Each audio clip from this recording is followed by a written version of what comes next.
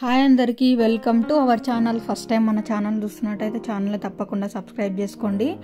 ఇవాళ నేను చేసి చూపించబోయేటువంటి రెసిపీ వచ్చి రవ్వతో పొంగల్ని అయితే చేసి చూపిస్తున్నాను. ఉప్మా రవ్వతో మనం ఎప్పుడు ఉప్మానే చేసుకుంటూ ఉంటాం కదా, అలా రెగ్యులర్గా ఎప్పుడు రొటీన్గా కాకుండా ఇలా కొత్తగా ట్రై చేయండి, చాలా టేస్టీగా ఉంటుంది. రవ్వ పొంగల్ని తయారు చేసుకోవడానికి ముందుగా ఒక గ్లాస్ పెసరపప్పుని మంచిగా 2-3 సార్లు వాష్ చేసుకొని మెత్తగా ఉడికించుకోవాలి. ఒక గ్లాస్కి ఒక 6 గ్లాసులు వాటర్ వేసుకొని పెసరపప్పుని మెత్తగా ఉడికించుకోవాలి. ఇలా మెత్తగా ఉడికిన తర్వాత వేరే బౌల్లో తీసి పెట్టుకోవాలి. అదే ప్యాన్లో ఒక 2 స్పూన్ల ఆయిల్ వేసుకుంటున్నాను. ఆయిల్ వేడైన తర్వాత ఆవాలు జీలకర్ర వేసుకోవాలి. ఆవాలు జీలకర్ర చిటపటమన్న తర్వాత సన్నగా కట్ చేసుకున్నటువంటి అల్లం ముక్కలు వేసుకుంటున్నాను.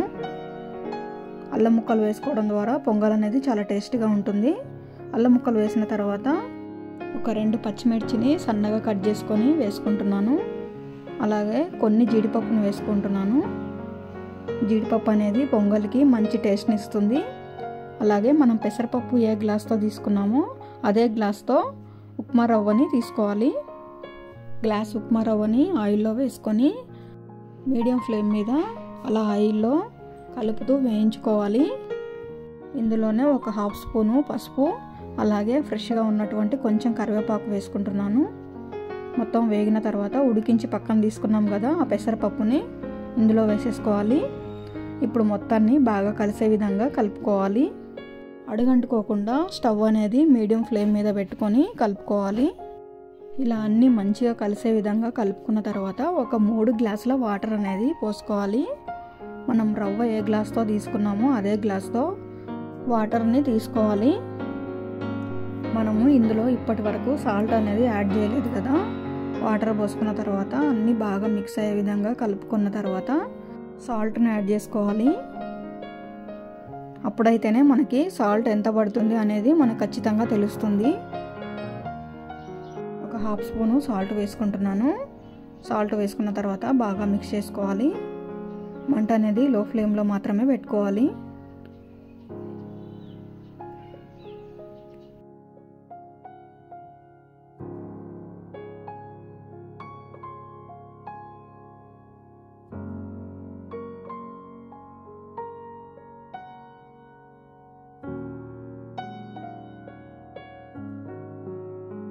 వాటర్ పోసుకున్న తర్వాత ఒక 2 నిమిషాలు లో ఫ్లేమ్ మీద ఉడికించుకుంటే పొంగల్ అనేది మనకు రెడీ అవుతుంది. పొంగలు మధ్య మధ్యలో కలుపుతూ ఉడికించుకోవాలి. అలాగే కొంచెం ఇంగువ వేసుకుంటున్నాను. ఇంగువ అనేది పూర్తిగా ఆప్షనల్ అండి, మీకు ఇష్టం ఉంటే వేసుకోవచ్చు, లేదంటే స్కిప్ చేసేయచ్చు. పొంగల్ అయితే రెడీ అయిపోయిందండి. ఇప్పుడు సర్వ్ చేసుకుందాము. పొంగల్ని ఇలా చిన్న బౌల్లో తీసుకొని ప్లేట్లో సర్వ్ చేసుకుంటున్నాను. ఎంత కలర్ఫుల్గా ఉంది చూసారా, చూడ్డానికి టేస్ట్ కూడా చాలా బాగుంటుంది. ఒకసారి ట్రై చేయండి. అంతే అండి ఇవాల్టి వీడియో. మీకు ఈ వీడియో నచ్చినట్టయితే వీడియోని లైక్ చేసి అలాగే షేర్ చేయండి. ఛానల్ని సబ్స్క్రైబ్ చేసుకోవడం మాత్రం మర్చిపోవద్దు. ఇంకొక రెసిపీతో మీ ముందుకు వస్తాను.